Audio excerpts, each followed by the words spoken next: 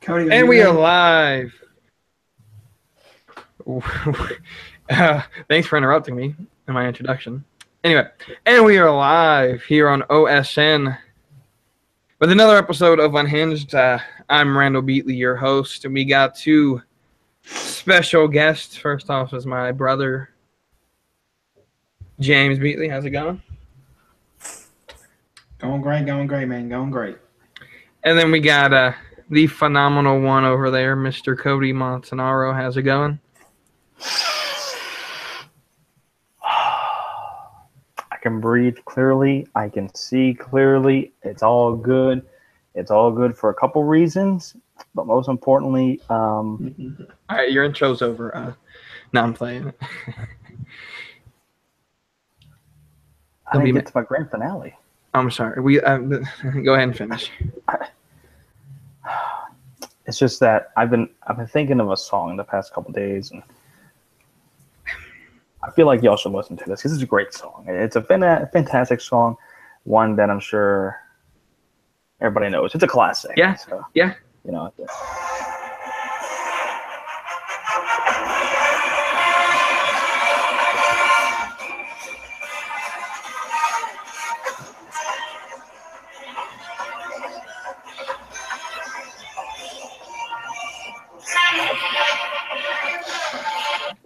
You know, That's enough. Turn it off.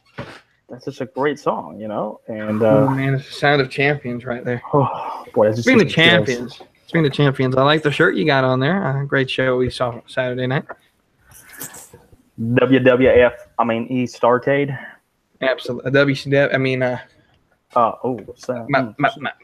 too soon. I'm sorry, sir. But to the topic at hand, and that is discussing first Tuesday's top four. Going over what we think about them, and then predicting 6 of the bowl games that are conference championship games, and then based on those predictions, our new top 4 heading into the playoffs. So first, we'll start this off with just general opinions over the new top 4, not really going into specific details as we're going to cover each team one by one. But we'll start with James and we'll go to Cody. What is your thoughts overall on the new top 4 released on Tuesday? Who's going first? James. I think they got the order, the 4 teams correct in a way. Well, at least 3 of them. You can argue between Auburn and Georgia on who should be the SEC representative in the top 4, but I think the other 4, they're the best 4 teams, or best three of the 4 best teams. I just think the order isn't correct. I think Oklahoma is the best team in college football, and they got the best quarterback in college football, and the best offense in college football in general. And then I think it is a shame to punish Wisconsin in a way based off of a schedule that was built a long time ago, 4 or 5 years ago, whereas, I mean, the schedule that they built at the time was built pretty tough, but the teams they scheduled out of conference have fallen off over the past 5 years. I think it's wrong to punish them for something that they couldn't control. But yeah. All right, interesting perspective there. Nut Grabber is definitely the best quarterback in football there. But anyway, Saquon Barkley for Heisman, by the way. Anyway, Cody, your view on the top 4? I look at it a couple different ways. I think that honestly, being number one again, it feels good, but at the same time, it's like the only reason why we're number one is because Alabama and Miami lost. Like, whereas last Yeah. year we kind of earned our way to the number one seed, or last year we were never number one until the championship game. But 2015, we were number one because we earned it, we deserved it. You know, that made sense and it felt good. Being number one this time, I think it's just because of the byproduct of that. The top two teams ahead of us lost, so it's just like, okay, Clemson, you can be number one now, and it's like, okay, this feels okay, but I know by far we're not the best team in the country. I do think we are one of the top four, though. Three of those four teams have a case for being number one. Clemson's defense in general, in my opinion, is the best defense in college football as a cohesive unit. Maybe not if you look at the statistical wise from a total defense or defensive statistics, but if you look at them overall, man, they keep us in games every single game, and it speaks volumes of the fact that we can go on the road and give up 10, 17, 14 points and 20 points and make it seem like we've won by 3 touchdowns if we won by 20 or 14. So I think we have the best defense overall. Our offense is still obviously a work in progress, so that's just a little bit of the iffy thing. Auburn, to me, has got the best front four of the four. They really create havoc. They don't give many opposing quarterbacks a chance to throw. They really step up and fill those gaps in pretty good, so that front four is really good. Offensively, they're starting to heat up as well, so they can also score on a dime as well. Oklahoma's got the best offense in college football, led by Baker Mayfield, so it's a good reason why they're in the top 3. Their defense is what questions me. They've been playing really good football lately. That offense has been doing great, but that defense does concern me. They do give up a lot of points, so, I mean, if you face a team like a Georgia or Auburn in these playoff games, it's going to be a long day for that Sooners defense. And then there's Wisconsin, who I really don't know. I think they're good. I think they're really good. There's still a question mark to me, and I think that's why the committee put them at number 4, because there's just some outlying questions that we have about them that will definitely get answered this week when they face 8th-ranked Ohio State in the Big 10 championship game. So I think they did a good job. I think it's perfect. It's top 4 should be the way it is. We'll know for sure what happens next week. Who's really going to be in it and who's really contenders and who's pretenders. Agreed.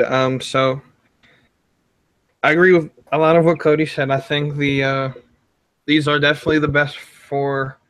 I wouldn't say best 4 teams in the country, but I think the teams that, if you look year after year, the way the committee makes their decision on these top 4, the resumes definitely speak towards what typically the committee looks for.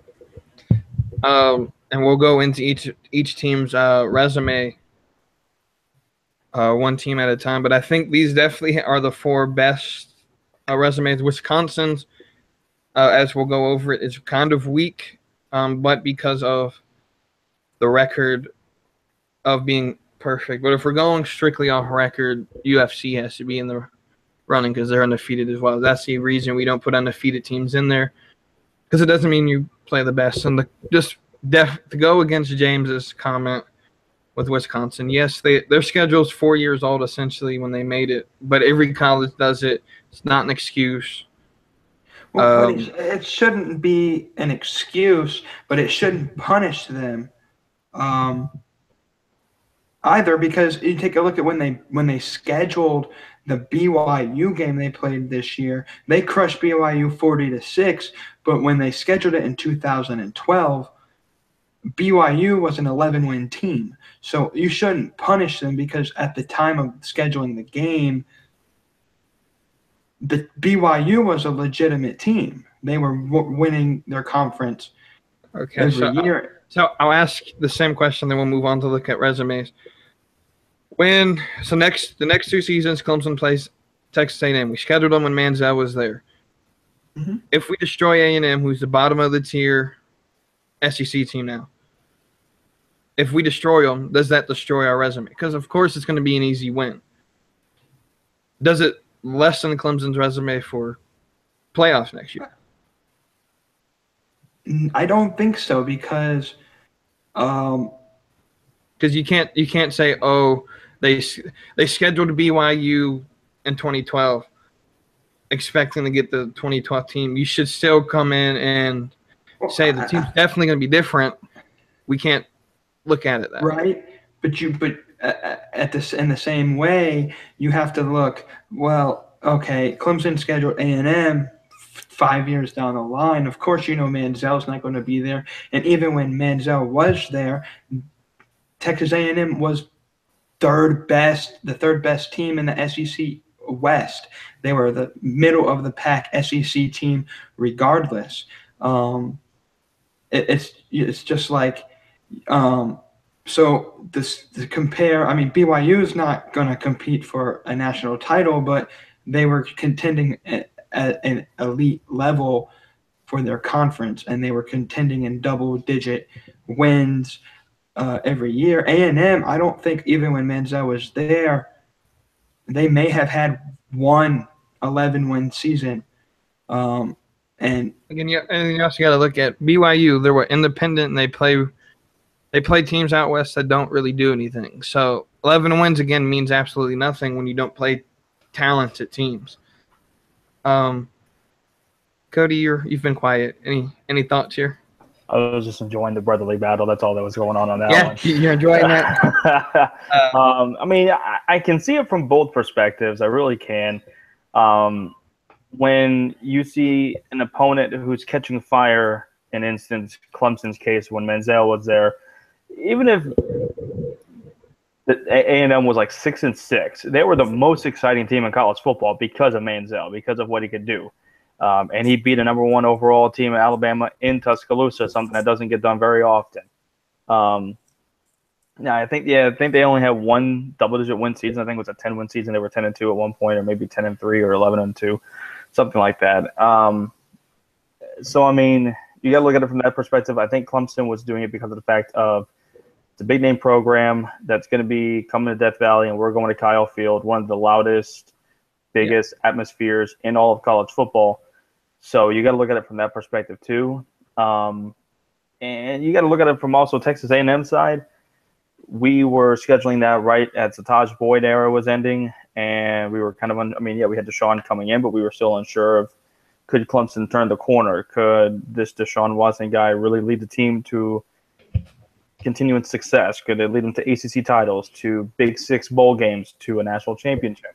So, I mean, from a Texas A&M standpoint, you look back then, it's like, we don't know what this is going to be like. We could probably easily trounce them if we keep getting guys like Manziel, whereas Clemson's side is like, listen, if they keep getting Manziel, we could continuously try to show that we're a top-tier program and defeat these top-tier programs continuously year in, year out, and continuously building our resume, making our program strong.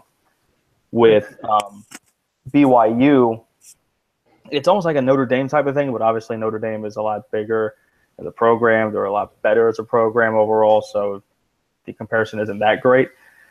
But, it's just one of those things. I mean, look at it. It's like Alabama this year. They scheduled Fresno State. Fresno State is an easy win for them, but it's an FBS team in the Mountain West. Fresno State's a ranked team. So, I mean, look at it from that perspective, too. If you really don't know, Fresno State's a ranked team, so it does look kind of decent on Alabama's resume. So, I mean, the thing is Fresno State, though, ranked because they played Alabama and played them kind of competitively.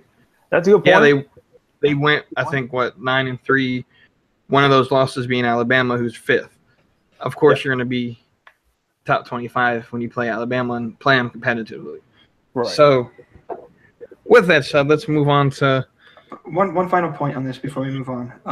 I think it's also unfair, I think, to penalize based on when they were scheduling these games. We had no clue. 2012, we were still in the BCS era, so it was bulk up your schedule with a bunch of Power 5 conference teams, regardless of how competitive they are.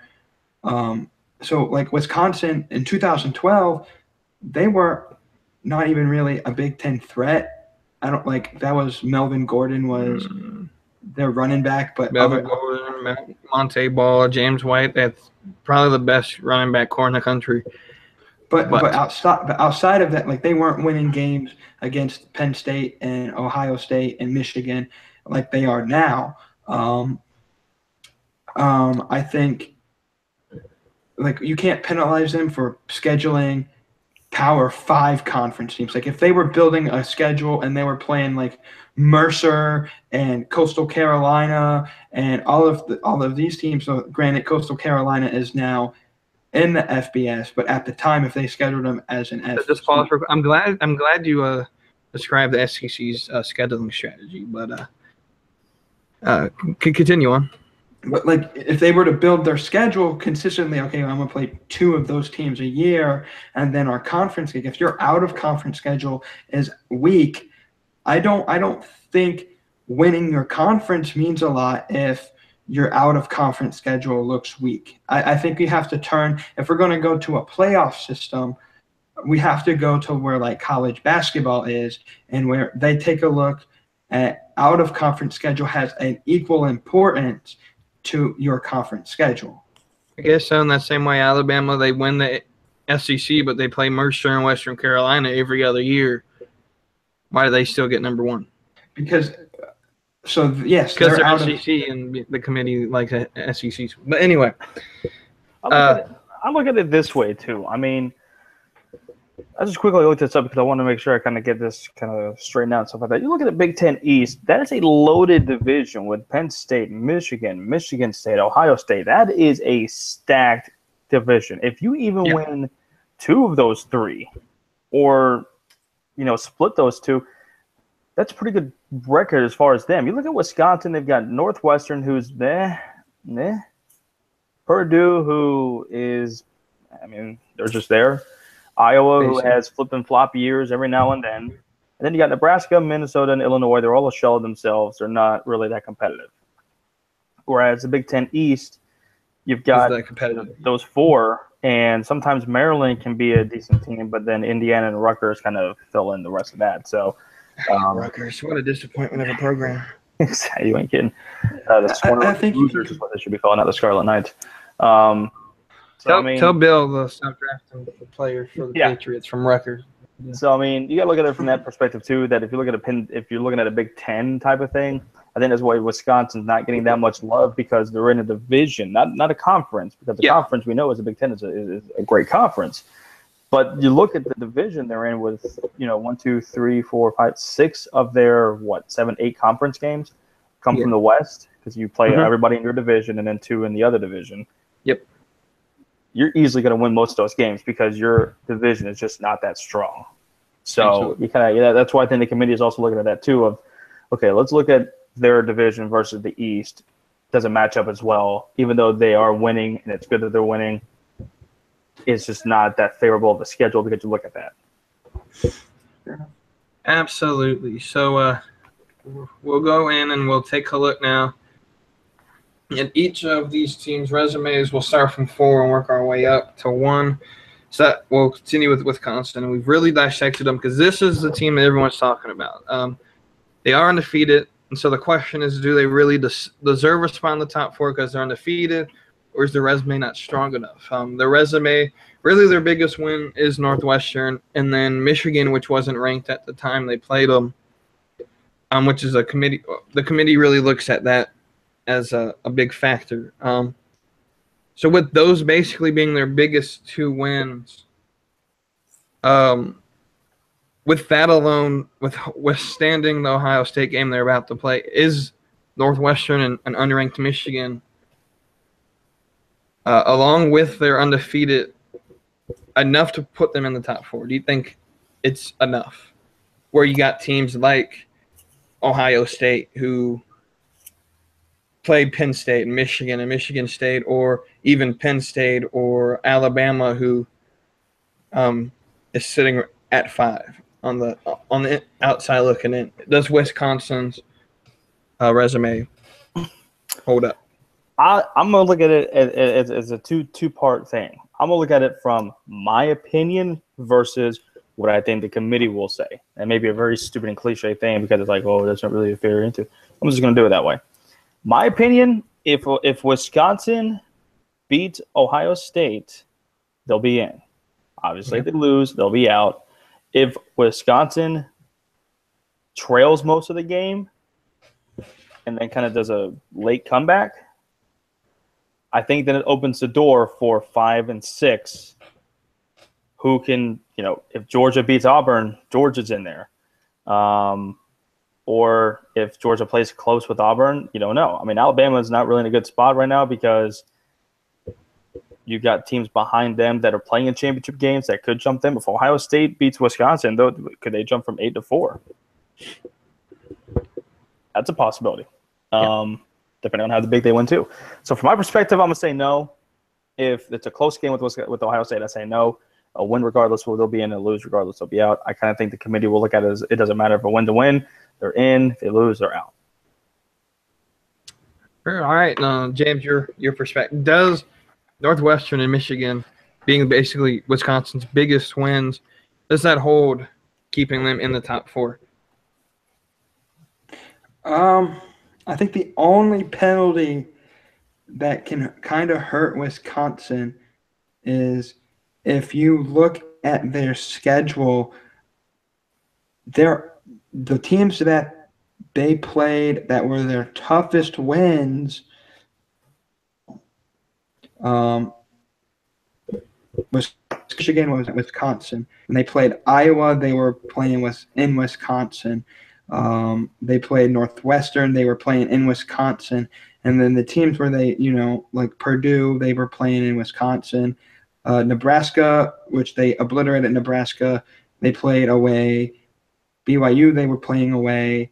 Like a lot of these teams that, and I think that's what the committee will look at: home versus away schedule. And their home schedule was a lot weaker than their away schedule was. And so,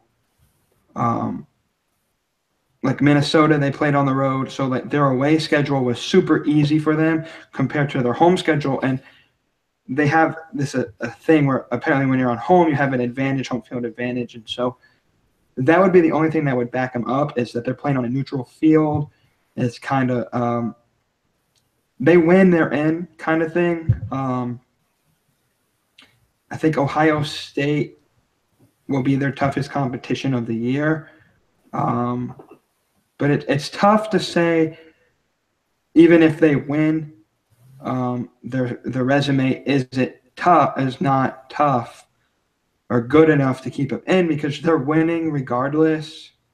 So, I mean, it's hard for me to say put a 2-loss team in the top 4, but a team that's undefeated isn't in. It's hard for me to say that. But if they lose, I don't think they have a shot of making it in. So this question real quick, because Clemson has a loss. Oklahoma has, I think, 1 loss. Auburn has 2 losses. You want Wisconsin, who's undefeated. You want undefeated teams in the playoffs. UFC sitting at number 11 at undefeated. Are they a top 4 team because they're undefeated? First of all, did you say UFC or UCF? UCF, UFC is all the same thing. Yeah. No, because you have to take a look at UCF didn't. UCF start didn't do the season last year. Yeah. And so it's like, to me, you can't just say like, and granted, 2 of UCF's games were due to the storm, and there were teams that that are tough. The Memphis game was canceled. That'll be replayed this week in the conference championship game. Well, they did make that up. They did make the Memphis game up and absolutely killed Memphis. Yeah. So just breaking news real quick. We're going to take away from this scheduled program to talk about basketball real quick. Clemson just beat Ohio State. The team of Ohio State is not like Clemson in 2017. Clemson just beat Ohio State, guys, in the Big Ten Showdown. Guys, this is big for Clemson basketball. I'm super excited right now. In Ohio State, by the way. Yeah, in Ohio State. So if only we can beat Florida in a couple weeks. we might be headed to the tournament, guys. But listen, hey, that's a big win. That's a big win. Anyway, But anyway, continue back what to you what I were was saying. saying. UCF, they don't have the resume that a Wisconsin has. I think they were weaker. Their schedule was weaker. We also got to look at the fact too. They play in the American Athletic Conference. They're not going to be scheduled. They don't have very good teams in the AAC. Besides, Temple used to be really good, but they're a shell of themselves. South Florida was a really big game last week. That was a really good game, and South Florida is a 9-win team. Yeah.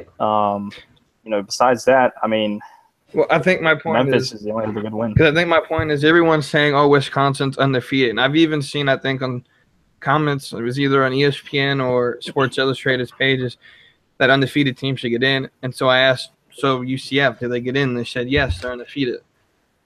And I think under the BCS system, I agree, because the BCS, the computer looked at wins and losses a lot more than the committee does. Whereas the committee will look at a 2-loss Auburn and say, "Hey, you beat." And we'll go over this resume for Auburn. You beat 2 teams at the time that were number 1. And so they'll look at that more important than say, "Oh, you're 10-2." And so are you done making your point for Wisconsin? I don't want to interrupt you if you're not done. We're good. Okay, so for me, looking at Northwestern and Michigan, an unranked Michigan, I don't think, honestly, I was actually surprised they got in. I thought Bama would stay at 4 just because, one, the committee's love for Bama, which I think SEC fans are tired of hearing non-SEC fans complain about the love for the SEC, but it's a real thing. Well, it's not a real thing, though, because you take a look. The committee, if you take a look, and I am fully on this theory, the committee put South Carolina in the top 25 to make Clemson's record. You take a look at resume. They're making Clemson's resume. Oh, you beat another top 25 team. South Carolina, if they were really a top 25 team, they should have been in a long time ago, because they've been paddling around 25th, 26th, 27th the entire season. Yet all of a sudden we beat a Wofford team by 10 points and we're in. Like, that doesn't make any sense other than to boost Clemson's resume. I can see where you're coming from. But anyway, I was actually surprised Wisconsin got in on their resume alone. Now, if they beat Ohio State, I say they stay in. It wouldn't make sense to take them out if they win the conference championship, if they were in before the conference championship. I just don't think 2 big wins against non-ranked teams is a big enough resume, no matter what your record is, to get you into the top 4. Wisconsin's a good team. Wisconsin's a great team. I'm not going to take it from them. But like Cody said, they play in the weakest division of the Big Ten. I think the Big Ten overall is the most competitive conference to play in, especially if you're in the East, because all the games are close. Doesn't mean they're the best conference, but I think they're the most competitive and the funnest to watch. But with they got such different varieties of football too. I mean, you got Iowa, which is that pro-style offense, and Wisconsin's kind of like that, and mixed with some mobile stuff. Nebraska's kind of like that, and then you've got the Michigan State, who's also kind of like that, and Ohio State is that, that fun wishbone shotgun offense. I mean, their offenses are just so dynamic, and the defenses really matter too. So it's just to me, it's very close to NFL. Yeah, football. I think if you look back at top draft picks, a lot of the top draft picks, even lower round draft picks that end up actually performing better, come from the Big Ten because they're used to the system. And it helps that you have an NFL coach or former NFL coach coaching Michigan that can help you get ready. Rutgers, Belichick's son used to be the strength and conditioning coach, so he could say, "Hey, this is what you need to." Again, he quit though to join the Patriots, but but with that said, we'll move on to number 3, Oklahoma. They beat OSU and OSU, both OSU teams, Ohio State and Oklahoma State. They won, and they beat TCU. They play TCU again this week. And is it the first ever Big 12 championship game? It's not the first ever, but it's the It's first been a one. while. Yeah, it's been about 7 years, maybe 8 years. I was going to say, I thought they had them when I was growing up, and then they took it away. But Yeah, I think they did. Yeah. Is there TCU was like 6 when they played them, right? Around there. I want to say no. I think they were either 5th or 4th. Yeah, they were on the pretty high verge of, and I feel ever since the playoffs started, TCU's always been hanging around 5th, 6th, and never was able to get in.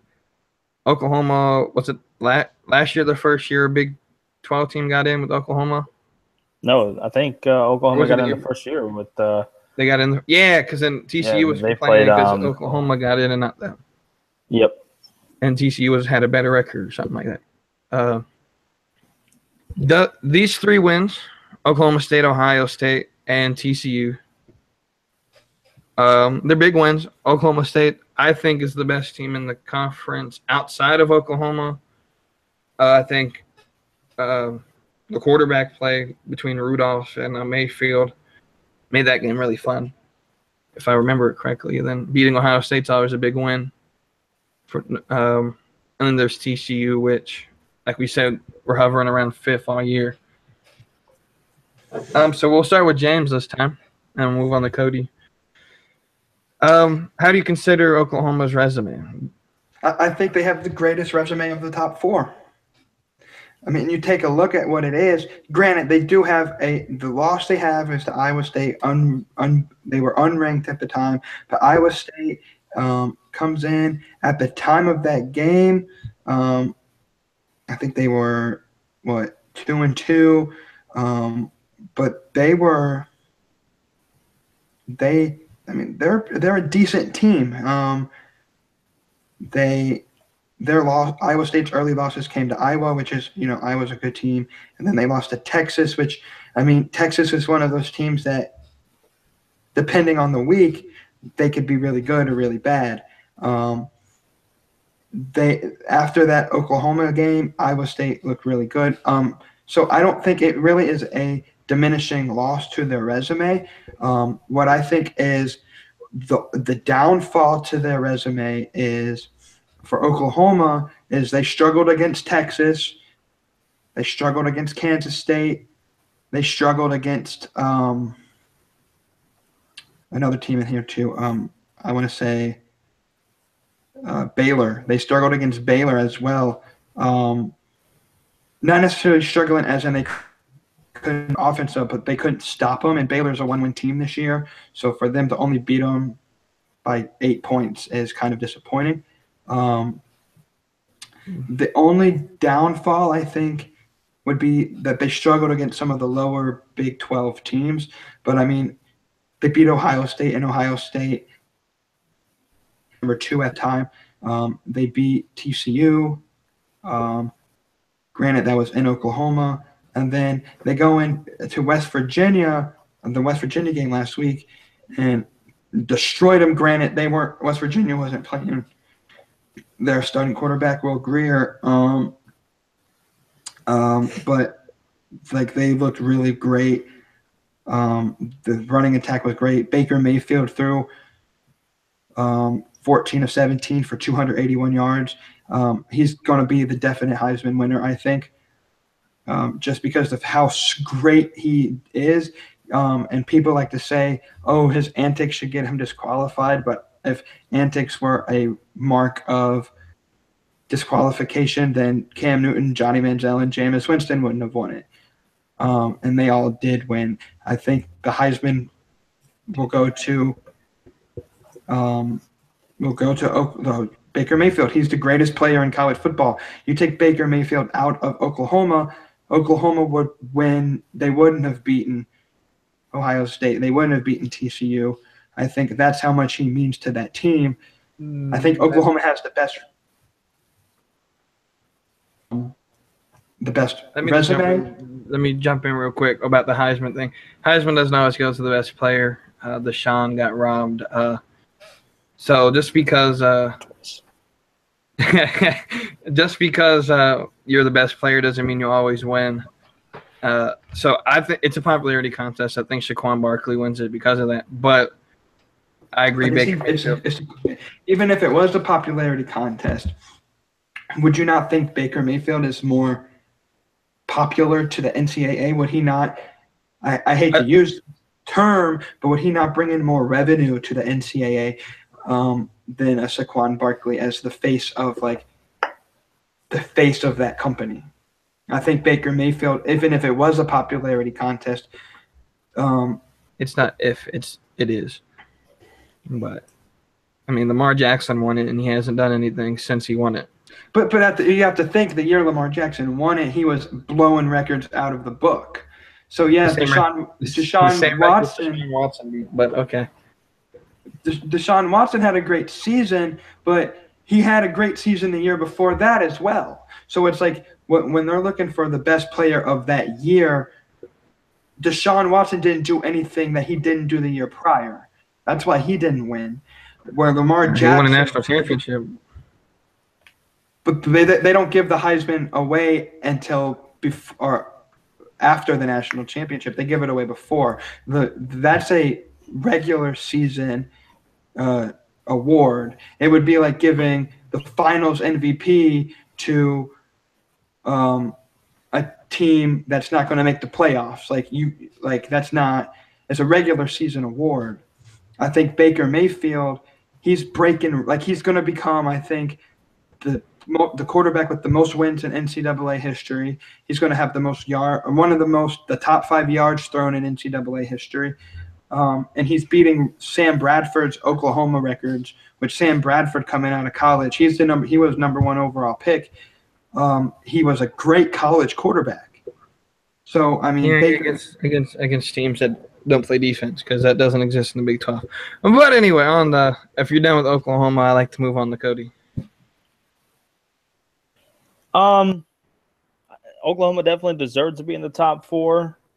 They do have a very impressive resume with beating Ohio State in Ohio State. They did beat Oklahoma State on the road. However, the thing that questions me, and they, of course, did beat TCU in Norman, Oklahoma. The biggest thing that concerns me about Oklahoma is the defense. I do think that they probably have the best offense of the 4, but that defense does question me a little bit. You give up 41 points to a 1-win, horrible Baylor team. You give up 38 to Iowa State, who had 4 losses this year. You give up 35 to Kansas State. You give up 52 to Oklahoma State. And then you give up 31 to West Virginia at home. I just think that if you're playing a shotgun-type game, that I think sooner or later it'll catch up to Oklahoma. But I think that they haven't really played that great of a defense. Ohio State, I think, is the best defense they've played this year. And they only scored 31 points. Now, 31 points is still kind of a big deal. It's average. Yeah. But, I mean, you face an Auburn-type defense, a Clemson-type defense, a championship-caliber defense. I wonder how that Sooner offense will do. It's not a matter of how much yards you can get on the board. It's how many points you can get on the board. You can have 600, 700 yards. But if you only got 3 points, 6 points, 17 points to match up for it, you're not going to do very well. So I do think Oklahoma does deserve to be in the top 4. The resume does speak well for themselves. This week is a very big game for them against TCU. So I think they do deserve to be in the top 4. I agree. You basically stole the words out of my mouth. I think there are 3 wins, Oklahoma State, Ohio State, TCU. They're big wins because they were ranked teams. The resume is there. Oklahoma should get in as long as they beat TCU again, which I think they will. So I think Oklahoma's a lock for being in. Like you said, though, my biggest thing is, like you said, the defense. Again, as I said, I don't consider Big 12 teams a threat to teams like Clemson or Auburn or Wisconsin. That's the thing I'll give Wisconsin is they do play really good defense almost every week. Not every week, but Wisconsin. Big 10 defenses that's basically what they're known for. They're not flashy offenses. It's the defense. And the same with Clemson. And the SEC, of course, a power conference like that with the defense Auburn has, I just don't see Oklahoma surviving, especially with three teams with great defenses. I think they deserve to be in, but I think the same thing that'll happen last year will happen again, where they do get trounced in the playoffs because they just don't have an offense that are able to play against caliber defenses that can win championships. And I don't think their defense is good enough to stop Auburn's offense much. I think their defense can stop Wisconsin barely, but I don't think they can stop Auburn or Clemson. With that, we'll move on to Auburn. They do have two losses. They lost week 2 to Clemson, and they lost to LSU. Granted, the Clemson loss was in Death Valley this year, if I remember correctly. Yep. And then I don't know if LSU was in the fake Death Valley. Yeah, both losses were in on the road. They're on the road. Okay, so granted, that's not going to count as if they were at home, but they did beat Alabama at home. Or it was in Alabama, right? It was at Auburn. It was at Auburn. Okay, I don't even. And then Georgia was at Auburn as well, right? Yep. Yeah. Okay. So they're two big wins, and again, these wins are big because both teams they beat were number 1 teams at the time. So those are going to be their big wins, and then their 2 losses will be Clemson and LSU. We'll start with long breath over there, James. With your deep analysis of Auburn Tigers. I don't like that they're number 2. I think if I had it my way, I'd have Ohio or number 1, either Clemson or Wisconsin 2 and 3. You can flip it by a coin flip. I don't care where those teams go. I think the SEC team would be number 4, regardless if it was Alabama, Georgia, or Auburn. And you can pick one of those 3, and all 3 of those SEC teams have a legitimate reason and a legitimate argument to be in the top 4. Granted, Alabama probably doesn't have a shot because they're not in the SEC championship game, but I think you could have put Georgia in there this week at number 4, and it would have made just as much sense as putting Auburn in. I think they're ranked really high, and the only reason they're ranked number 2 was because they beat Alabama. But if you take a look, like not at the college football playoffs rankings, take a look at the AP poll. AP poll has them ranked number 4. USA Today poll has them ranked number 4. The only consensus all 3 of the polls have is Clemson's number 1 and Oklahoma's number 2, and they're really close between those 2. So I mean, Auburn. Yes, they have a great resume and they beat 2 number 1 teams, but I don't think really the committee should look at, oh well, they're number 1 when they beat them. I think they should take a look at the overall. Yeah, so Auburn didn't play Alabama and kick them out of the dust. They beat them by 12. Jared Stidham didn't throw a single touchdown pass. Yeah, but they did what a lot of people couldn't do, and that was stop Jalen Hurts to like 80 yards.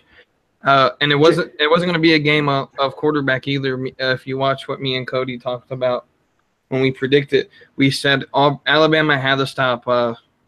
I forgot the running back's name. Kerryon Johnson. Johnson, yeah, and they did it. He had like 600 yards. I'm playing. It was like Kerryon Johnson Kerryon Johnson also carried the ball 30 times. Only got because Auburn.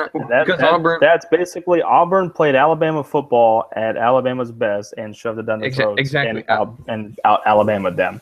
Because Auburn, you look at it that way, every time Alabama has got a Heisman front runner to do it, Derrick Henry, Mark Ingram, yeah. Yeah. I It's a mean, running back. most of those times they're rushing 25, 30, 32, 33 times. They're not really throwing the ball because they're a front Right. seven. Yeah, and I agree there. Offense. Alabama's not home to quarterbacks. I mean, Greg McElroy, AJ McCarron. I mean, yeah, they're weak at quarterback at points. But to say, I mean, if you taking a look just at the score, yeah, 26-14, they beat them by 2 scores. But I mean, you can't say that Alabama was never. Jalen Hurts only threw for 100 yards. But he ran for an additional 82. So he had over 200 yards of complete offense. What really hurt him was they didn't run with Bo Scarborough and their other running back as much as they should have. Because if you take a look at the numbers, Bo Scarborough was averaging 8 yards a carry. Their other running back was 8.5 yards a carry. So they were destroying Auburn with those big backs. They ran for over 200 yards. They passed for 103 yards. I mean, Alabama statistically was in the game. Now, Georgia, they blew Georgia out of the water, and I would give them that. Georgia, but then again, Georgia, I don't think they really deserve to be number one at all anyway. They're not. But they were. And we can't really say, they shouldn't be number one because they were number one when they lost. And the same with Auburn. I forgot what you said that maybe like what the heck are you talking about? But you said something along the lines of like Auburn shouldn't be at number 2 because they have 2 losses. Basically what you were trying to insinuate, but they beat 2 number 1 teams. Anyway, continue. I don't know. It's hard. Yeah, they beat 2 number 1 teams, but the teams they lost to, granted, Clemson was one of them. And Clemson, I mean, they have an argument to be the number 1 team. But the other one, LSU, granted, but LSU. They're ranked 19th or 14th, one of the two. I don't even remember, but you have to take a look at the time, though. LSU, if you take a look at the time of this game, they were god awful. They beat Florida. That's why so they beat Florida. They beat which was a really crappy Florida team, as we can tell. They beat them by 1 point. They lost to Troy. They barely beat Syracuse. They lost to Mississippi State. So coming into this game, they weren't really treading really great water. They beat Auburn. They beat Ole Miss by like 20. They got clobbered by Alabama. And then they clobbered the end of their schedule. They beat Arkansas, coach is fired. They beat Tennessee, coach is fired. They beat Texas A&M, the coach got fired. So, I mean, LSU, yeah, they're ranked in the top 25, but they're not really that strong as you would think LSU could be. So a loss to LSU, I would say, would diminish Ole Miss or diminish Auburn, more than, like, let's say Wisconsin, yeah, they didn't get a loss, but they had a poor strength of schedule than Auburn. A loss to LSU, I think, even though the schedule was harder, hurt more than playing a weaker team, if that makes any sense. Mm-hmm. Understandable. Cody, your thoughts on Auburn? I don't think it makes much sense the way you said it that way because LSU is in the top 25. And exactly. Clemson lost to Syracuse in Syracuse, and that was an unranked team, and we're number 1 in the country. And I mean, and we'll get to that in a second, but I mean, combined Auburn's losses were 12 points, 8 to Clemson, 6 to LSU, or 4 to LSU, and 8 to Clemson. 12 points between the 2 losses, both on the road, both to ranked opponents. At the time, yep. That's tough. At the same time, if you were to tell me after the LSU loss if Auburn deserved to be in the top 4, no. Because those are 2 big games against 2 ranked opponents. You got to at least win one of them to really be considered that. And then all of a sudden, how time changes when they face Georgia, number 1 team in the country. Granted, and this is where it's going to be tough. I agree with Auburn being in the top 4. I don't agree with them being number 2. And this is the reason why. They lost to LSU and Clemson on the road. They beat Georgia and Alabama in Auburn, both number one teams. You put Auburn out of Jordan Hare, they're not as good. They're not as strong. And so wherever, I mean, the neutral game in Atlanta is so crucial because it's basically going to be a home game for Georgia. And that's going to be so tough for Auburn to overcome that because the resume shows that they're just not very good on, or at least not good enough on the road. So still though, the wins are wins, and they did blow out Georgia, and they did beat Alabama at home. Both were number one teams, so it gives them a reason to be in the top four. I don't agree with them being number two. I think Oklahoma probably should be number two, Auburn 3, and Wisconsin 4. But you look at it, I mean, Auburn at home is just were unstoppable this year. In their home games, I'll give you the score rundown for what they scored. They scored 41 against Georgia Southern, I know. They did score 24 against Mercer. They scored 49 against Mississippi State, which was a ranked team, and they're ranked now, so that does count as another one.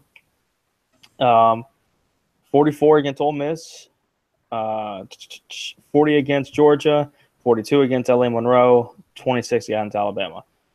The theme is that of the 3 ranked wins and the 3 biggest wins for Auburn, Mississippi State, Georgia, and Alabama, it's at home. You take them out of Jordan Hare Stadium, they're not the same team. Offensively, defensively, they're still pretty tough. So that's why, like this weekend, and we'll get into the predictions for the games here in a minute, I'm not sold on Auburn out of their home stadium, but I do think they deserve to be in the top 4 right now. Okay. I think I'm the only one here who agrees with Auburn being 2. Everyone saw Clemson being 1-1 and 2 went down, and Clemson beat the Chickens. But I think Auburn, first off, again, I'm just not sold on Oklahoma, and I'm definitely not sold on Wisconsin. So Auburn to me made the most sense. Of course, to me, their wins outweigh their losses tremendously. You beat 2 SEC powerhouses, and your loss was to Clemson on the road, and you only lost by, I think, what you said, 8 against probably the best defense in the country. I don't consider that big of a loss, considering that you beat Georgia, blew them out of the water, and to me, I would say they dominated Alabama. Alabama, granted, they only lost by 12. Alabama doesn't get manhandled the way they got manhandled. So to me, that was a big win. Alabama got out Alabama, as you said earlier. And so to me, that was I was hoping for it. I really was, and I'm glad it happened as I predicted, because Auburn always upsets Alabama when Alabama needs big wins. But I can see where you guys aren't sold with them on neutral site or on the road, because the 2 biggest losses did come. But I think the team that lost at Clemson is not the team you're going to get against Georgia this week. Stidham's 10 times better. I think the team is 10 times better. I think they took the LSU loss personally. The same way I think Clemson has taken the Syracuse loss and the Pittsburgh loss last year. And I think it made Auburn better. I think they want – but I think the only thing that's going to hurt Auburn this week is Georgia's going to want payback. When Georgia – you're getting Georgia with revenge on their minds and in Atlanta. Yeah, and when Georgia really wants to play hard-hitting football, they're one of the better teams in the country that way. I think is Chubb still their running back? Mm-hmm. Yeah, they got that 2-headed. They got Chubb, and I don't want to say Sony Michel, but is it Sony Michel? Sony Michel, yep. Yeah, they still got a 2-headed running back over there. They don't really need a quarterback. They just need somebody to throw the ball to them. You're right. So, I mean, I could see Georgia winning. We'll get to predictions here in a second. I don't really have much left to say about Auburn. So now we get to number one. I think is unanimously the best decision to put it number one. And we got a long list of wins to name for this resume. We'll talk about the loss real quick, and that's Syracuse. That's only loss on the year. Now just read the long list of wins here. Auburn at home, Louisville, Virginia Tech, NC State, all on the road, all ranked, all top 15. Florida State not ranked at the time, and it was at home, so we'll throw that win out, but it was still a big win. And without the starting quarterback. Again, not ranked without starting quarterback. We'll throw it out.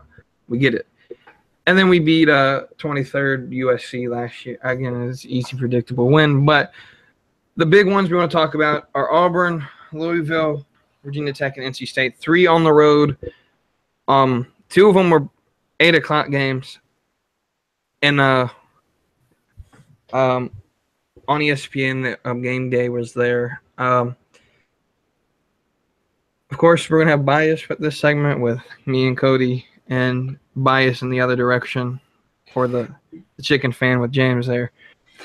That's not fair to say. That's not fair. Like, I'm not biased. Like, I'm just looking straight at statistics. Clemson, you're going to say NC State's a big win. Then is it a big win when South Carolina beat?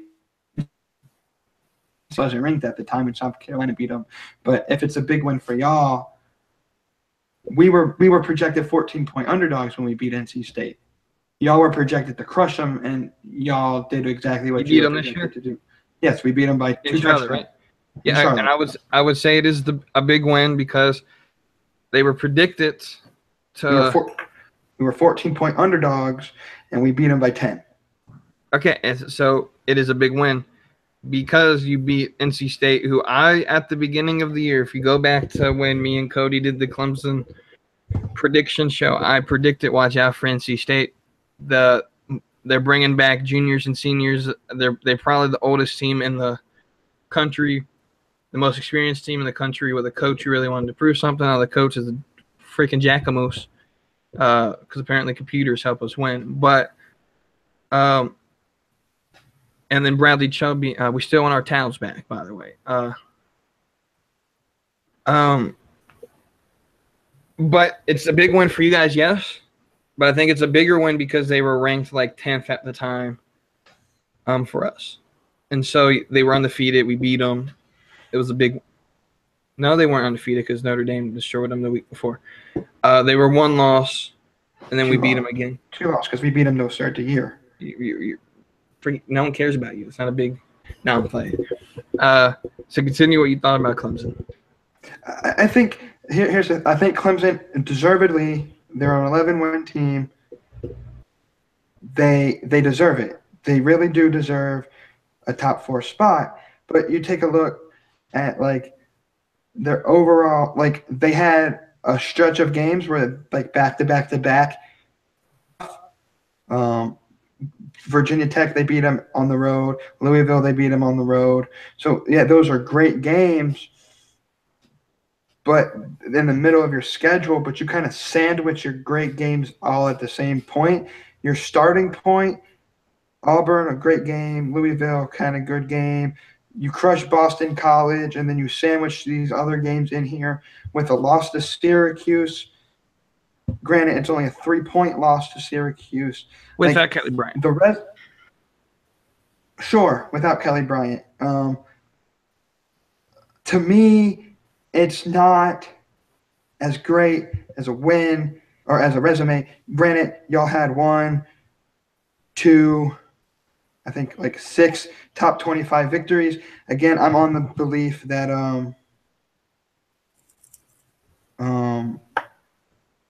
South Carolina was only put in there to boost your resume. There's no way if South Carolina was outside the top 25, Oklahoma would be ranked 3rd still.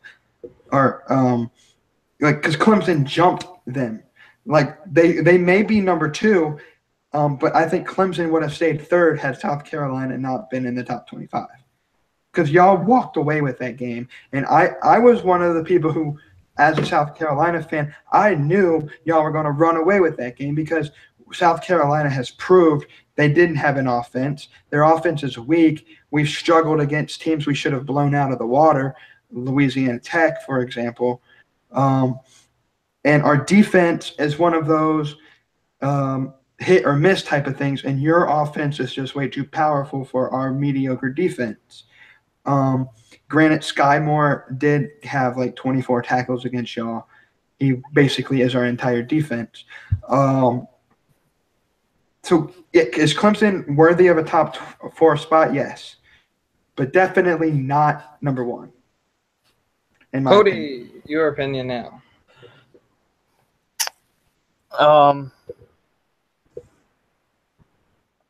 Clemson should be number 1. Duh. You know, you look at the games that we've won. Let me just count these real quick.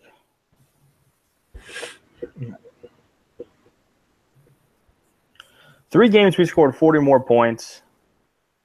In a lot of these games we've done 28, scored 24 against Syracuse, 28 against Wake Forest, 31 against Virginia Tech, 38 against NC State, 31 against Florida State. We're not putting up a whole lot of points on the board just because of the fact that our offense just isn't where it should be. And that's okay because our defense always keeps us in the game, and it honestly feels like when we're up by 10, it feels like 30 because the defense is just so overpowering. Like I said before, I think overall, and I know statistically this is not the truth, but in eye test and just the way the defense keeps us in the game, I think we've got the best defense in the country. If our starters played in every single game, in every single quarter, every single down, some of these teams wouldn't have these points. Virginia Tech got a late second touchdown against our second string. Yep. Georgia Tech, same thing. They got a touchdown. It really wasn't against most of our guys. I didn't really watch the South Carolina game. I would have maybe they got a touchdown against the second string. Maybe they didn't. I don't know. The defense in general is just overpowering. 6 points given up, 7. That's 3 games right there that we've given up 10 or less. 10 to Georgia Tech, 10 to South Carolina, 3 to the Citadel, 14 to Florida State, 14 to Wake Forest, 17 against Virginia Tech on the road, 21 against Louisville on the road. This defense is one of the most special defenses I think we've seen in a long time, and one that's maybe not getting too much credit. And this defense is just amazing. Offensively, we do have a little bit of work in progress, but I think we fixed up a couple of these things, and I think we'll be fine. The wins against Louisville on the road blow them out. We blew Virginia Tech out of Lane Stadium. We held Auburn to 6 points at home. NC State was a tough game. We knew that. They were the most experienced starters in the ACC and probably college football, and we had the second most men lost to North Carolina. And that went. So there's number 1. Simple as that. I don't think there's much left for me to say. You covered basically everything. But I will say this. James isn't here to defend himself, so I hate that he had to leave. Feeling he could have waited 10 more minutes. But his thing and a lot of critics of this Clemson team is our loss to Syracuse. And that should hurt us because we lost to a bottom-of-the-barrel team. But if you remember last year, as hard as it is to remember this game, Nathan Peterman actually played pretty good. He didn't throw 5 interceptions like he did for his debut on the Bills in the first quarter. But and James Conner, does anyone remember that name? I'm sure the Pittsburgh Steelers do. He ran all over us. Pittsburgh destroyed us, and I will admit that Pittsburgh. I wouldn't say that they destroyed us. The damn shovel pass destroyed us. You're right. They ran it like 5 times, scored a touchdown every time. But that didn't hurt us at all because we were still number 1. at the end of everything. Granted, we did have to beat Virginia Tech, which was hot at the time in the ACC championship. So my whole point is this. We have basically the same resume we had last year. I think it's actually weaker this year because Florida State was a much weaker team, and Louisville is weaker this year than they were last year. So I think our resume is actually weaker than we had it last year, and still the Pittsburgh loss didn't hurt us as much as I think everyone wants the Syracuse loss to hurt us. I don't think it hurts us as much as, and I'll say it the same way I said for Auburn, our wins outweigh our loss. Yeah, I agree with that. We can throw out USC if you want to believe the conspiracy that they were put ranked because I think either way it didn't matter. Even if we beat USC and they weren't ranked, it wouldn't have mattered. It doesn't. That whole thing just completely blows my mind. Oh, cool. James sent us a message for his predictions. Cool. We'll read those off in a second. But we'll throw out USC. We'll throw out Florida State because I don't find it successful bragging beating a second-string quarterback. But still, you have Auburn. You have Louisville, which granted, yeah, they're not. So we can even throw that win out. But Virginia Tech and NC State have been probably the most consistent of the teams we beat, both on the road, both in big primetime games. Same with Louisville, primetime game. In these 3 games, granted, NC State was probably Kelly's worst performance in primetime, but Virginia Tech and Louisville, Kelly Bryant stepped up. Oh, yeah. I think he has to do the same thing against Miami this week. If he does, we remain number 1. If not, and Miami beats us, oh boy, this is going to get interesting. Oh, yes. This is probably in terms of, you basically said everything I was going to say. So, yes, Clemson deserves a top spot. I think they deserve the top spot. So before we go on the predictions, we'll give James some more time to send score predictions. I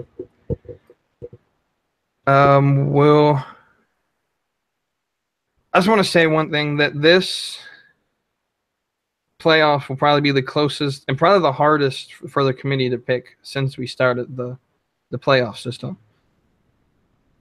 It's just real. You have 10 teams who have a resume to get in, and it sucks that all 10 of them can't get in. Any thoughts for would you want to be a committee member making these decisions? Oh, God, no, man. The past few years, it's been pretty easy to determine who's number 4 teams, and it's just this year has been just, to me, bedlam. And this weekend, anything could happen. You know, just give an example. If Ohio State beats Wisconsin, TCU beats Oklahoma, Georgia beats Auburn, and Miami beats Clemson, you have a crap fest on you with trying to figure out those top 4. It's going to be insane. And then you think about it that way, all 4 of those teams lose, Alabama could slip their way in. Exactly. They could. But it's going to be tough. It's going to be tough. So we'll see what happens. We shall. Did he give us score predictions? He did. He's missing one, though.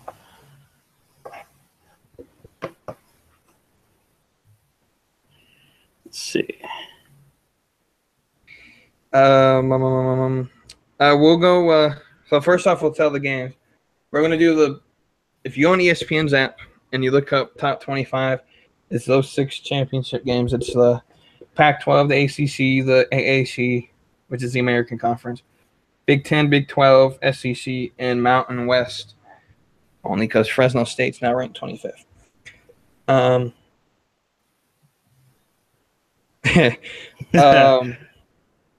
So we'll read James's first. It's Boise winning 49-44, Oklahoma winning 31-24, Clemson winning 31-28, Stanford winning 56-49, Central Florida 31-17. 31's a popular score to him. Oh, yeah. Oklahoma State winning by 1, 28-27, and Georgia winning 31-20. Because of that, we got his predictions out. We'll go with you there, Cody. It's talk Boise, Fresno State. Your prediction? We're going with Boise State and Fresno. Yep. Fresno State. Who won the first matchup? Was it Fresno State? Was this like a game they just played or something like that? Yeah, I think they played literally last week. Let me take a look And I think here Fresno won. and see.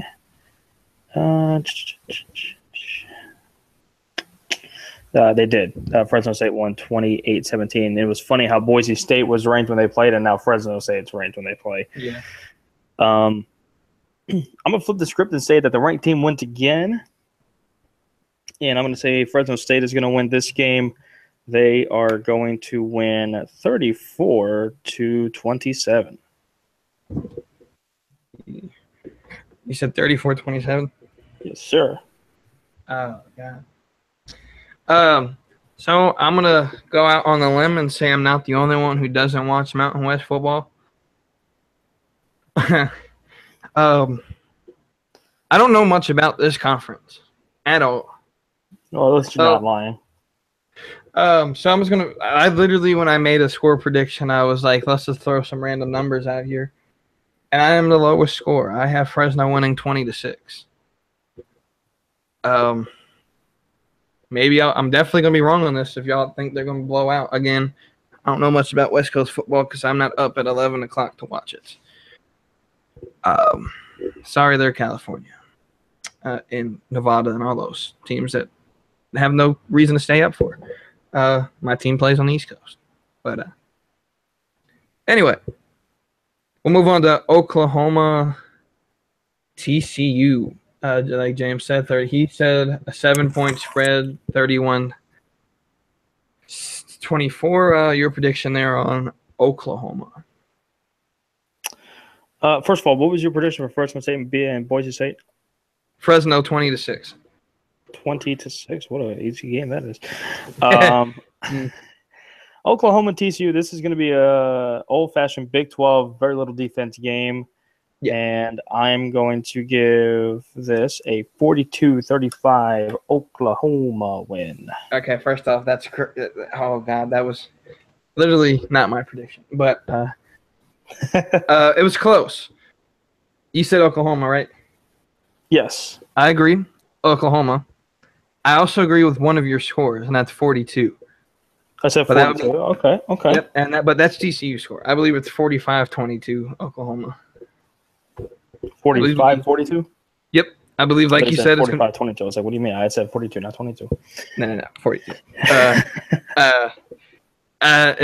Defense, coaches, players, don't show up. Don't show up. You're not going to be used. Kickers, please show up. Well, the real defense, please show up.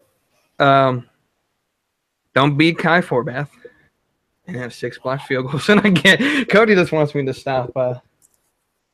He's not a Redskin anymore, but I mean, I did like the guy at one point. So we'll move on. I want to save Clemson Miami to last, just because I think that's of course. So it's go to Stanford USC. And again, I feel like James did 56-49. I feel like I'm lowballing everybody now. I don't think it's going to be that big either. Believe me, I don't think it's going to be that crazy of a score. I will say that I do believe this is going to be a very, very close game, and I'm going to give this to Stanford 34-31. Okay, I do agree it's very close. And yours was what, a 3-point spread? Yep. Mine's going to be a 4-point spread. Stanford 21-17. I think both of these teams have really good defenses. Stanford just came off a big win on Notre Dame. Which dang, they're going to be riding high for sure. What a terrible last 5 weeks of the season for Notre Dame. Yeah, you get killed by Miami, and then you go and face Stanford to try to salvage that and make it a little bit better. And I mean, you had the game at Navy to sort of bring more prepare momentum, for it. Yeah. but you struggle against Navy. Nope. So, I also got to say, let's watch out for. I think the Army Navy game is this week. It's either this week or next week. I thought it was the I week. want to say it's next week. I thought They usually have it on the weekend where there's it's really just nothing going themselves. on. Yeah, it's just themselves. So I said in the show we had last week that Army Navy game was this week when we were talking about best rivalries. My mistake. It's not this week. It's next week. Hopefully. I don't remember. Honest mistake. It's going to be eventually before the season's over. So we'll move on. Let's go American Conference. Memphis, Central Florida. James said 31-17. What do you say? I feel like he's given the low scores to the high scoring teams and the high scores to the low scoring teams. Yeah. James is, because he gave it a 31-17 UCF victory. I'm totally opposite. This is going to be a shootout from the beginning, and it's going to be 41-38 in favor of the Knights of Central Florida. We're almost close again in score. I do think the Knights win, and I did say 41. However, I don't think Memphis – the first time didn't they get blown out? I think they put up a little bit more effort into this game. 41-27. It's not completely a blowout. It's not completely close either. I think Central Florida the coach has something to prove because he has his name's floating around there in the coaching carousel. Yes, what a way it to is. end. Yes, it is. What a way to end your tenure there. Go to a very big bowl game, too. Possibly New Year's 6. Yep. UCF remains undefeated. I definitely think it sucks that they're in a low – they're not a top 5 conference because they're not going to get the – I mean, I think they'll get a New Year's Day 6 bowl, but it's not going to be – it's going to be leftover because the ACC isn't as good. They might get the Orange Bowl because the ACC isn't as good. They might play Miami True. or whatever. But traditionally, if FSU and Louisville played really good, they'd get leftover bowl games because priority goes to top 5 conferences. So it sucks that a team like them who – I mean, UCF isn't – oh, this is a big year where we suck like now. They're consistent 9-10 win teams, and to go undefeated is especially with everything that happened in Orlando with the floods and all that. They were definitely carrying the city on their backs, and they did a good job doing that. Against South Florida last week, that stadium was sold out. It was rocking. Overall, really good atmosphere down there that they've got going on so far. South Florida's in Miami, right? Or is it Daytona? Not Daytona. The Bowls, I believe, is in. Let's take a look real quick. Because that's the only city I know in South Florida. I mean, it could be Key West, but I don't think there's a college out there. While you're looking, that will transition. They are in Tampa. Tampa? Oh, yeah, I forgot about Tampa. That's right. Speaking of Tampa, my Bruins are kicking the ever-living booty out of the Lightning right now. Oh, I'm sorry. I forgot you liked the Lightning. I'm sorry. We'll transition now. What game? You got to do OSU Wisconsin next. Yeah, that one to me has the biggest implications in terms of upsets. That and the Auburn game, because if Wisconsin loses, like 6 teams can bump their way up to number 4. Yeah. So what do you think? This is the game to prove if Wisconsin, if they can prove the haters wrong, prove the doubters wrong, and win their way into the college football top 4. This is easily their biggest and toughest game of the year. It's at a neutral site. I believe it's in Indianapolis, is where usually the Big 12, Big 10 title game is. So we have quite a few OSU fans there. I'm sure there's going to be plenty of Wisconsin fans as well. Yeah, I think the score of the game to me, it doesn't seem that high scoring, but I think that this is one of those games that is just going to be – I think it's going to be a great game, and I think that it's going to determine some people's superstition or some people's questions on Wisconsin. And I'm going to say that it's going to be a 30-24 win, and it's going to Ohio State. All right. Like you said, that's definitely is Wisconsin's biggest contest, and will prove whether or not if they're good enough to sorry, I just got an alert as I mentioned the Bruins beating Tampa Bay. Tampa scores. Anyway, I get that smile off your face. Who was it that scored? Oh, Kunitz. And then Stamkos. Oh yeah, fantasy points. All right, let's go. But this definitely is the game to prove if Wisconsin can do it, and they don't. I've never been a big fan of Let me rephrase it. I like Wisconsin only because their stadium is the Camp Randall Stadium. That's literally the only reason that I even know who the Badgers are, and the Watts, JJ and TJ. Not jump around. Not the tradition at the start of the fourth quarter. They do the jump around. I don't really care about that. That stadium gets rocking, man. The only stadium I care about, and the only tradition I care about is Death Valley, the real one. No, I mean, I agree with you on that. Yes, I agree. But yeah, OSU definitely is the better team in that conference. They wasn't their loss to Penn State, or they beat Penn State. I don't even remember. One of the teams lost. Yeah, they beat Penn State because Penn State lost 2 weeks in a row. Yeah. So they beat, in my opinion, the best running back in the country and one of the better offenses in the country. So there's no way they lose to Wisconsin, at least in my thinking. My score is 24-14, Ohio State. Which then leaves us with probably the hardest two games, and the two games that I would want to watch the most. I think they're on at the same time, though. Yeah, I think so. I'm not 100% sure on that one. We can take a look real quickly and see that no, Auburn and Georgia is at a 4 p.m. and Clemson Miami is at 8. So you literally get to watch all of the SEC before you get to the SEC.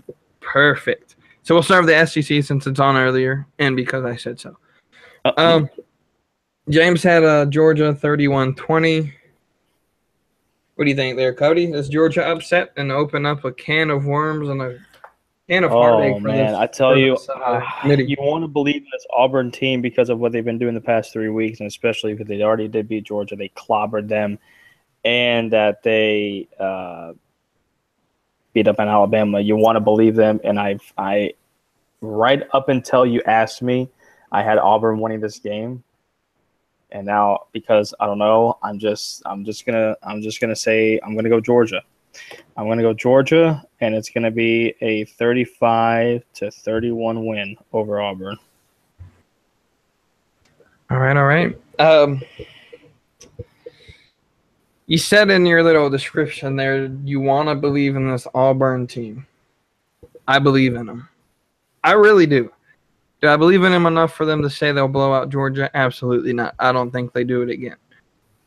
I don't think they do it again, one, because it's in Atlanta, which is the only team closer than the Bulldogs is the Yellow Jackets. The Yellow Jackets? But they don't get a conference championship berth because, well, they suck. That triple option works that on you pretty easily. They should go play Citadel. We beat both of them. So anyway, I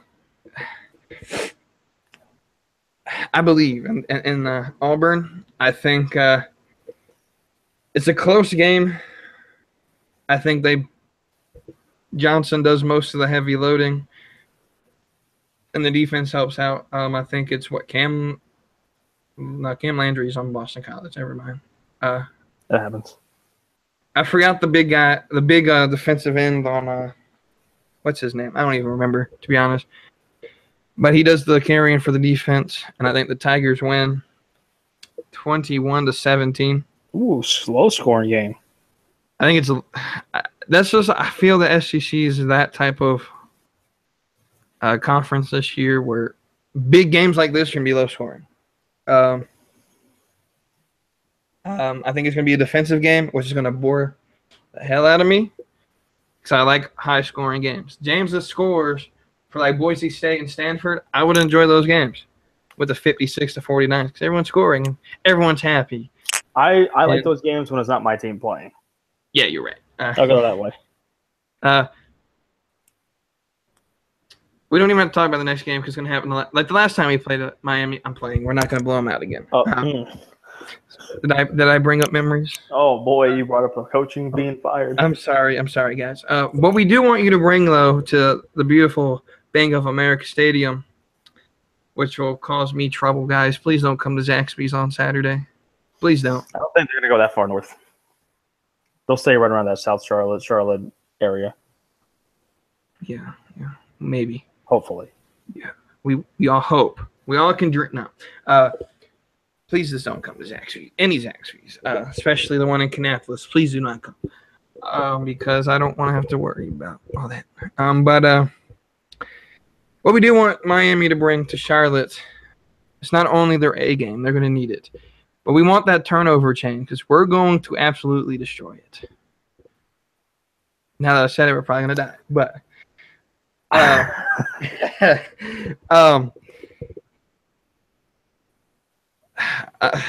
this game is going to give me so much stress.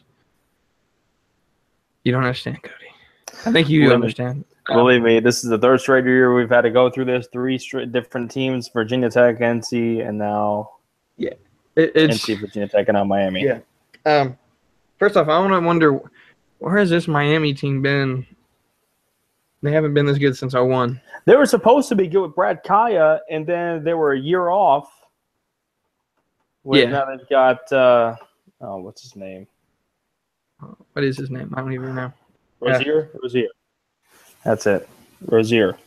Yeah. So it took them a little while, but now they're back. Miami is sort of the U again. Of course, last week what happened didn't really pander to them being the U, but it's always fun. I'm not Pittsburgh likes to ruin people's seasons.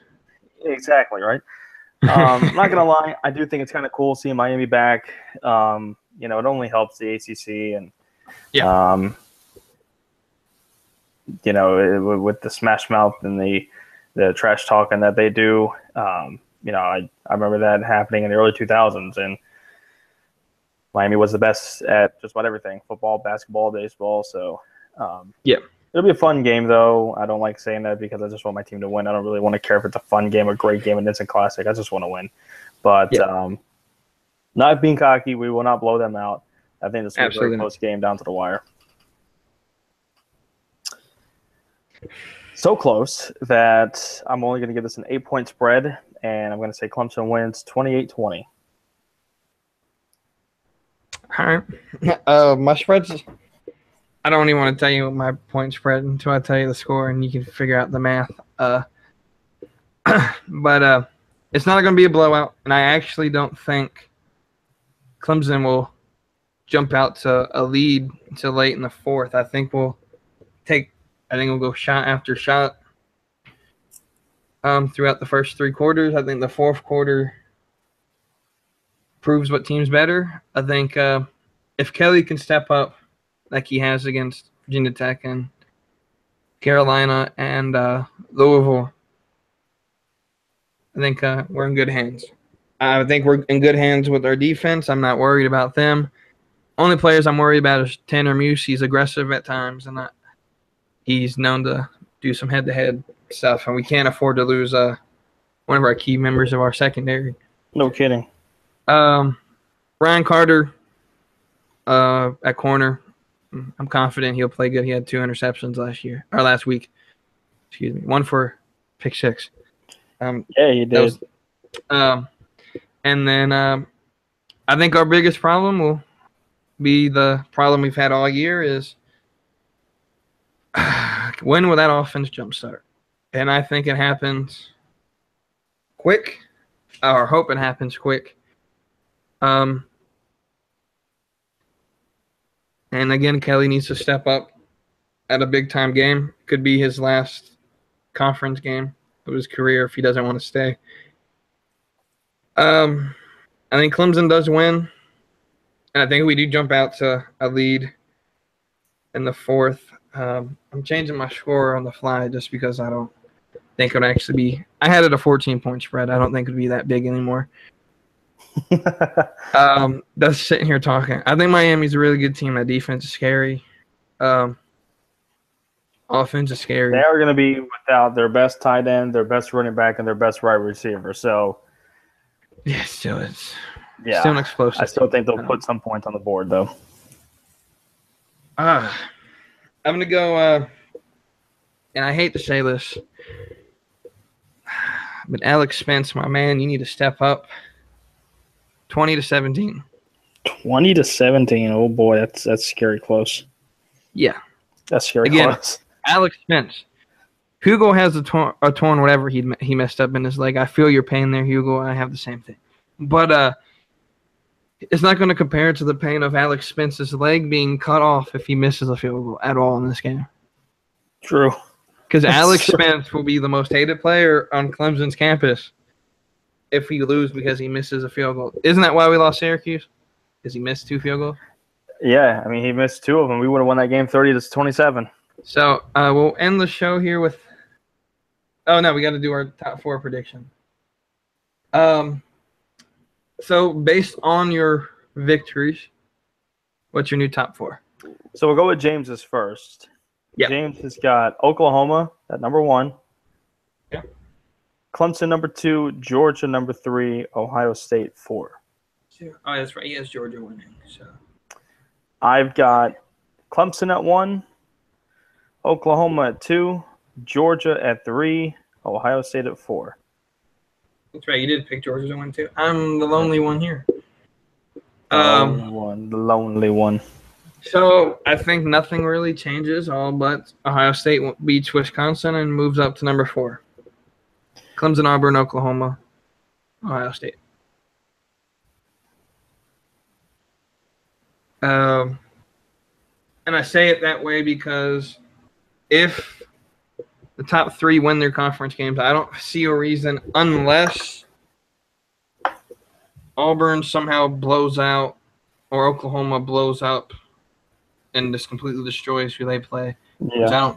I don't see how. Again, if you look at the top 3 games, I have 20-17 for Clemson. I have that's a 3-point spread. For Oklahoma, 3-point spread. For Auburn, 4-point spread. I don't think blowouts will happen this week. Yeah. Ohio State, I have a 10-point spread, and that's why I think they get over their conference win. Of course, equates better than not playing this week for Alabama. If all 4 lose, it'd be really crazy. Alabama could still sneak in. I think Ohio State's really chances to win, and they'll play that way. I think they'll play really aggressive. Right. It's a winner. Right. It's a winner, go home. So if you get blown out because you go for it on 4th down and miss it a couple of times, it doesn't matter because you weren't going to get in if you lost anyway. So. No, exactly. I mean, so you're just going to give everything. Urban's a great coach. I think he's been there before. And with that said, oh baby, with the top 4, let's take it even farther. With your top 4, let's predict who we think will get in the championship game with your top 4. Oh boy, now you're gonna have me do that. I had to do that there, Cody. Oh boy. I don't want scores. That's just predictions. Based off mine, it's Clemson in another rematch against Ohio State and Georgia. I think if you look at it that way, I think Clemson and Ohio State is going to be a little bit closer of a game than it was last year, but I do think Clemson would win, putting them into their 3rd straight national championship game. Mm-hmm. I think that Oklahoma would beat Georgia and would create a Clemson-Oklahoma game, and Oklahoma would beat us. Really? In the national title game. Really? I just think that eventually that's going to catch up with us, is relying on our defense, and I just don't know if our offense would be able to perform that well for that many games. And I think that OU would just have a better chance of getting at us this time. All right. So again, I Why does it have hurt to say that? yeah. My 1-4 matchups, Clemson, Ohio State. It won't be a blowout. It definitely won't be a shutout. Ohio State's a way better team, I think, than they were last year. I think Barrett, because of the whole situation that happened the year before, when it was Barrett and Jones and Braxton Miller all competing, and then Braxton became a wide receiver, and the whole quarterback situation, they played 2 quarterbacks all year. So Barrett didn't have a chance to say, this is my team. He has it this year. And he aside from the Big Ten just having some really good teams this year, Ohio State, I think is one of the better teams in that conference. However, Clemson wins. And then we got Auburn, Oklahoma, which this is going to be a fun game. You got a team in Auburn who Right. They're very methodical in how they play.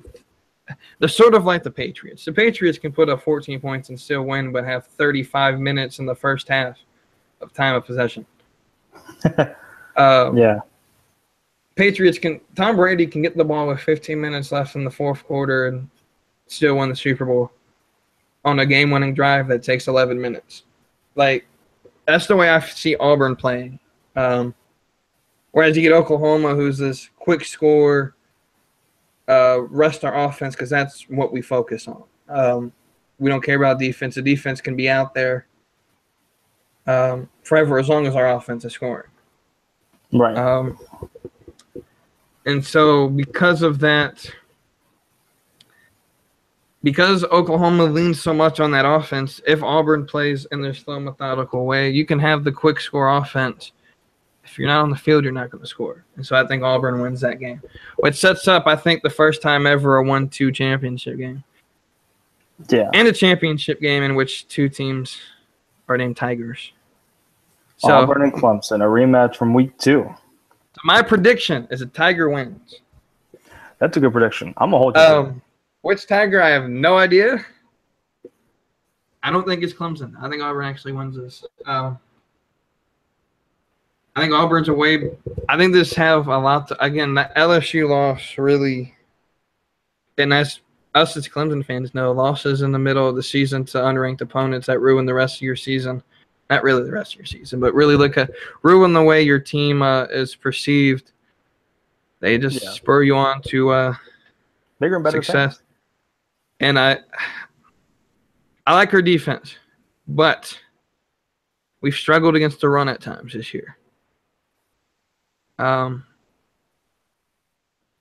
I think Johnson runs all over us. And if our offense doesn't get clicking, and the run game itself, because I don't want to lean on Kelly 2 weeks in a row. I know I wouldn't. If you look at the South Carolina game, I don't understand why we didn't run it. But Ray McLeod for about 3/4 of this game was our leading rusher with 2 carries and 22 yards. Kelly Bryant had like 400 passing yards. I was like, what in the world are we doing? Why are we throwing it so much? Well, evidently, I guess we're trying to see if Kelly can actually, if we can rely on a game with his arm. I mean, I just don't want to have to rely on that, especially when we got Feaster, Fuller, and Etienne. We have our 3-headed monster right there. And you got Kelly as a runner, too. Yeah, I just don't like leaning on. If we had Deshaun and Mike Williams and Deion Kane back, we still have Deion Kane, and that offense from last year, of course, throw the ball. And then hand it off every now and then. But we don't have that same offense. And Renfro is a slot receiver, and you can't have your slot receiver be your number 1 receiver. That's why his production's gone down. And then Deion. He has his moments of greatness, and then he has his moments where you just want to kill him because he drops open passes. Somehow Bleacher Report still has him going 32nd in the draft. But that is what Bleacher Report wants to do. But we'll end the show here with me saying, no matter what happens, Clemson, I'm happy. Because you were predicted like 9 wins this year. You weren't I predicted to win predicted the us to ACC. go 10-3, and that's including a bowl game and a bowl win. So yeah, it's already surpassed my predictions. You weren't. Yeah, It's they actually weren't. kind of funny because Weren't predicted at all to win the ACC. Weren't even predicted to be in this situation. I think I picked Virginia Tech and Louisville. I think you said Louisville. I want to say, however, when we did that first show, I have to go back and watch it. But I think if I remember correctly, I had Clemson in the ACC championship. Just going out on a limb when I made that decision. Didn't actually think it was going to happen. I thought Florida State, but then week 1 happened, and yeah, we won't bring those memories back. We're sorry, Tallahassee. You didn't get hit with hurricanes. You got hit with rolling tide. Alabama's defense. Wasn't like the first drive of the game to go. It sucks. No, I think it happened in the second quarter. Second quarter. Only two I think it was. It doesn't matter. The season went downhill immediately. Their chances of AC. I was gonna say, I know that you said you didn't want to bring up bad memories for Tallahassee. I'm gonna bring up bad memories, but it's not for Tallahassee, but it's for Carolina, a member of our crew who supports those fellas. The day of the game. I don't know if you guys can see that. That's Mr. James Beatley saying, "Let's go." Freaking upset them Tigers today. I can feel it. I feel like you took that L. Absolutely. You took that L very big. And then a couple days before the game, let's see, October 9th, 2010, number 1 Alabama walks into Williams-Brice Stadium expecting an easy win. 19 South Carolina Gamecocks won 35-21. November 25th, 2017, number 3 Clemson walks into Williams-Brice Stadium. I feel like you skewed with that prediction there, my boy. I hate that it happened. I really do. I hate that it happened, but I just had to bring that up. Absolutely. So with this said, we wish all the best to all the teams playing this weekend, except for Miami. Everybody else, we hope health and happiness and success. Miami, you can die. You're probably Wednesday night. You're probably on a bus up here to Charlotte by now. Either Thursday, either one. If you're taking 45, honk at my car. It's the one it's black and has tiger stuff all over it. If I see you, I'm gonna honk at you, and then I'm gonna wreck you. Oh boy! I don't think you're getting very far with that Cobalt, my friend. Cobalt dies. A University of Miami player. That bus is gonna act like a monster truck going over your car. Pretty much, but. No, for real. If Miami wins, they deserve it. They're a great team. There won't be resentment except for the first 2 weeks and as you're in the playoffs. Because that's true. If Miami wins, I think they get in. True. Yeah, absolutely. I do agree with that. I think that shakes up number 4, though. I think Oklahoma then moves to 2. And Auburn moves to 1 if Auburn wins. If Auburn loses, Oklahoma moves to 1, and I don't know how the rest is going to pan out. I really don't want to think about it. It makes my head hurt. If all 4 lose, because that's a situation, I'm sorry for the committee. Oh, Get your rest this week. Get your rest this week. Yeah. That's good. With that said, we'll end the show because a Reese's peanut butter cup was just flying at me. We'll end the show on this note. Go Tigers.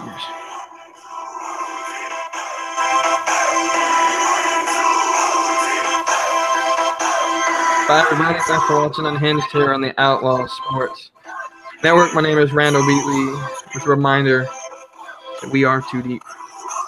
Or as Go Tigers. Yoda says, too deep we are.